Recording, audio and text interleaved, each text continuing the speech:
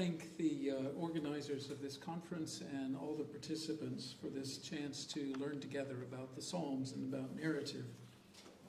And I will start, if the slides will appear. I'm going to talk today about the narration of the kingship of Yahweh in the Psalter, particularly in Psalms 90 through 100.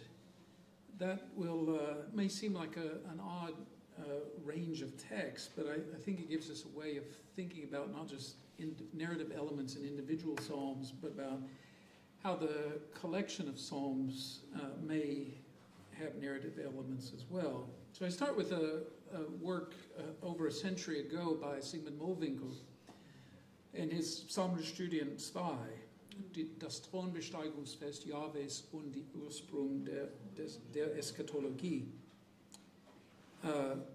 An important book in which he famously argued, thank you, the slides appeared, thank you very much, in which he famously argued for understanding these Psalms of the divine kingship as a liturgy for a festival in the fall in which Yahweh's kingship was recognized, in which Yahweh became king, Adonai Malach. And he describes these texts as part of and his vocabulary is, I think, interesting, a drama, nicht ein gespieltes Drama, ein Spiel, but a real and reality invoking drama, something like that. A drama with real power that makes real a certain event a reality. Or, in other words, as he says at the end, a sacrament. Now, he doesn't think in drama, fully in dramaturgical ways the way we would, and obviously he has read modern narratology, but I think it's an important clue and a hook for us with more traditional biblical scholarship.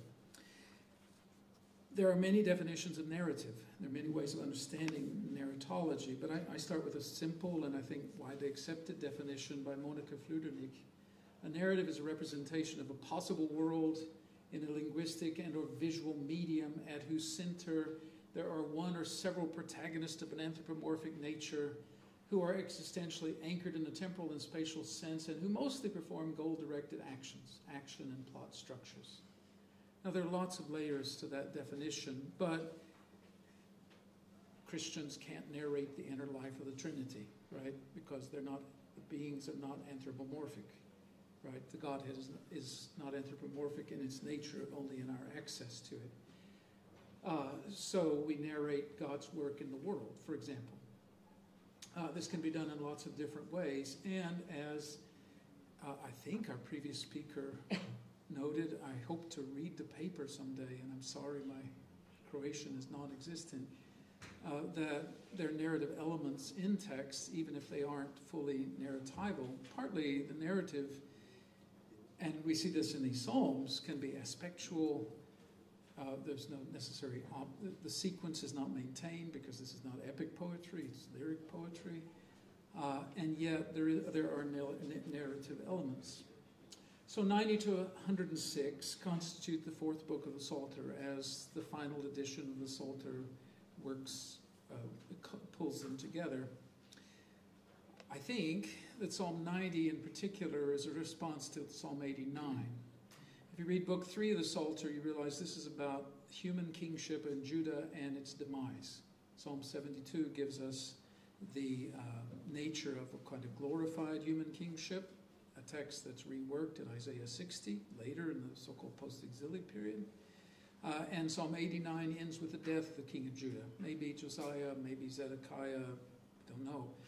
But in the movement from 72 to 89, in the middle is Psalm 78, which is a description of the failures of Israel.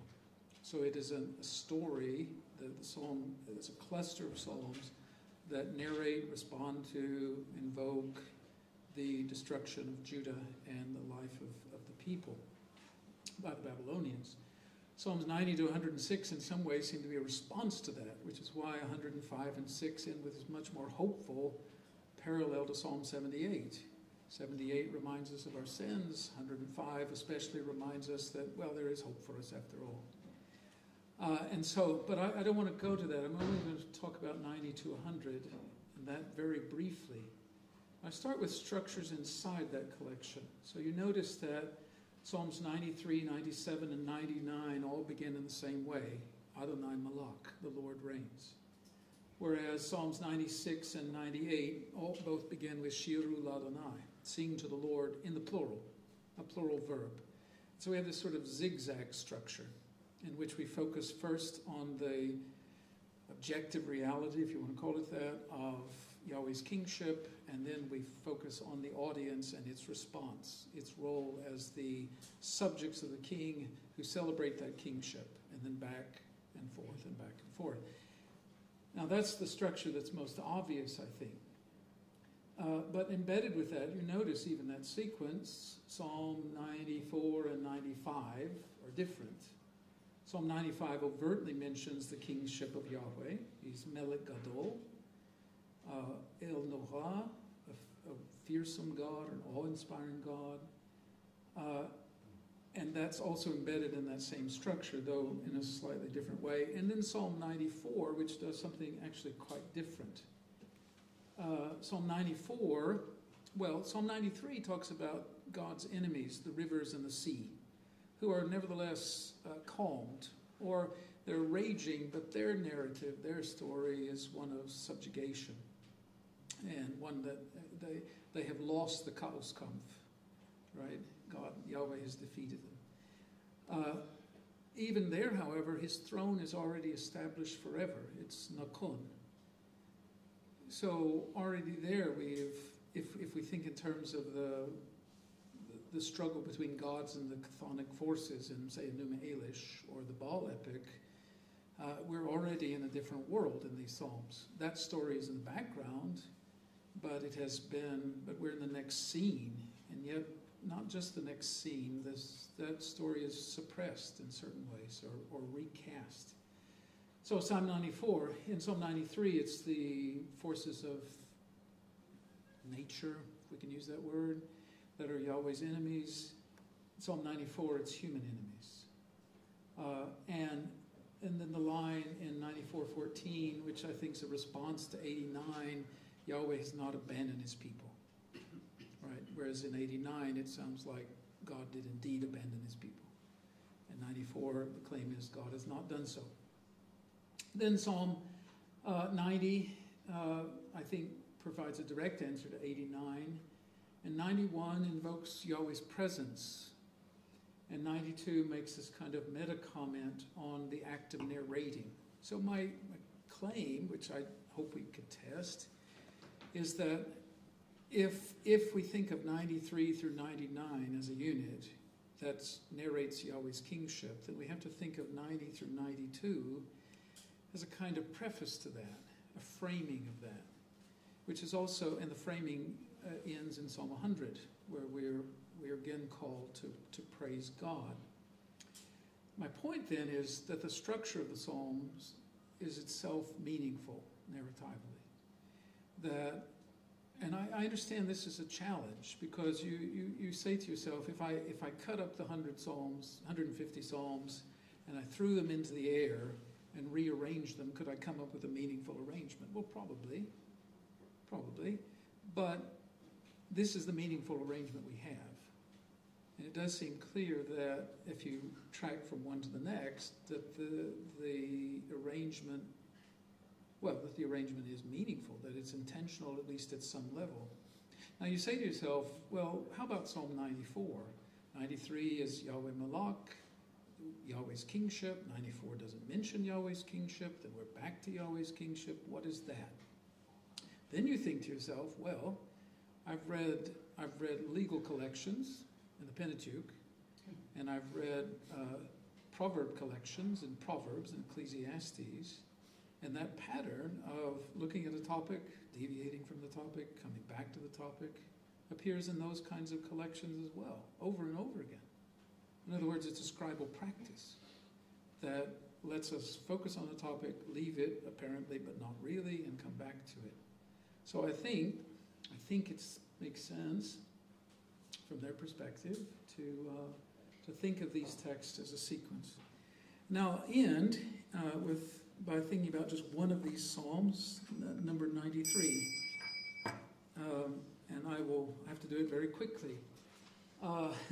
Yahweh is king, clothed in splendor. 5 minutes. Okay, well that's what my clock said too. Thank you.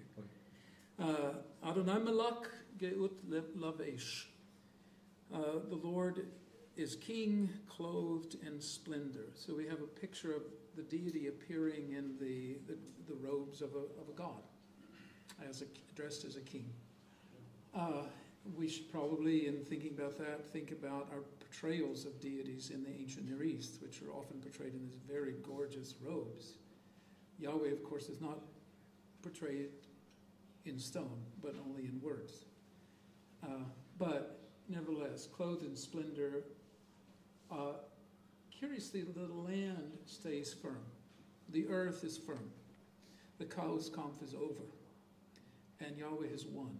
And the world is no longer under threat, as it would be in other stories. That itself is interesting. If you think about, again, Gerard Genet taught us to think about the act of narrating, the narrative that is created by the act of narrating, and the story world of which that particular narration is part.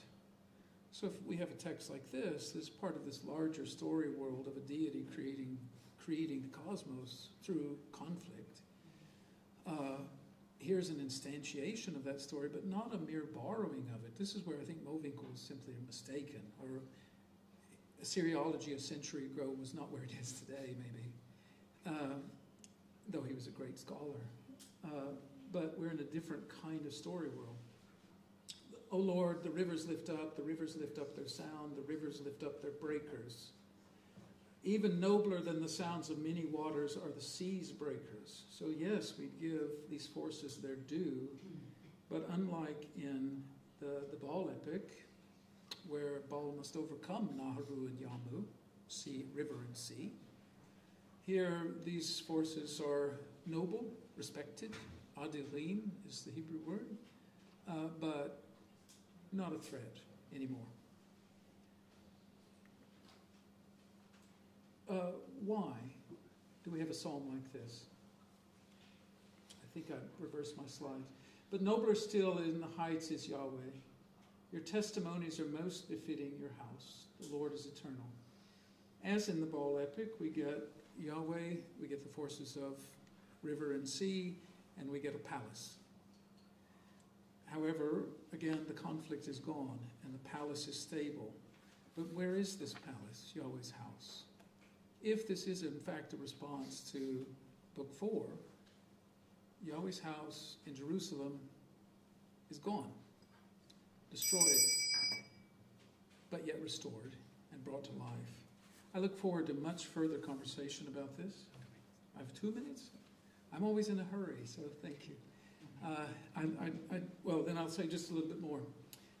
What's present and what's absent?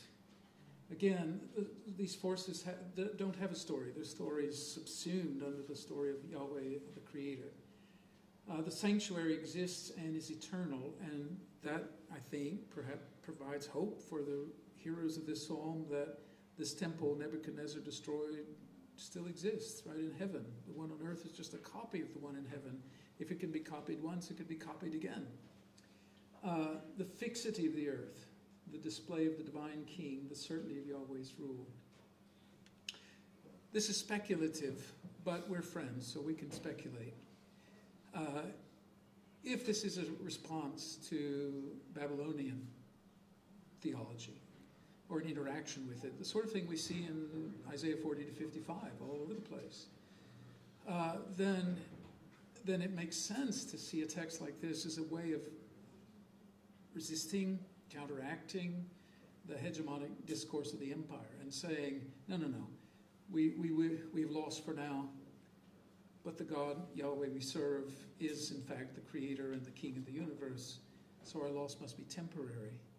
In other words, it's a way of dealing with Judah's story in a hopeful way that imagines a potential future as it recasts the ancient traditions and reuses them.